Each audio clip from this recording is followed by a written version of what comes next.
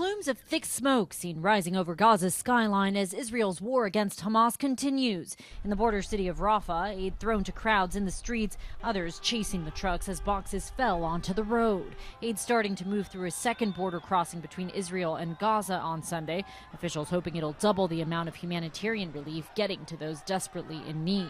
U.S. Defense Secretary Lloyd Austin traveling to Israel Monday, meeting with Israeli officials hoping to discuss Israel's next steps in the war. According to the Hamas-run health ministry, more than 18,000 people have died in Gaza. President Biden weighing in. I want them to be focused on how to save civilian lives. Not stop going after Hamas, but be more careful. But some say his message to Israel is not getting through. We continue to see unacceptably high levels of civilian casualties. And when it comes to the humanitarian crisis, we still have a near total siege. Meanwhile, protesters taking to the streets of Tel Aviv demanding answers after Israel's defense forces accidentally killed 3 hostages in Gaza. The men identified as 28-year-old Yotam Haim, 26-year-old Alon Shemritz, and 22-year-old Samer Talalka.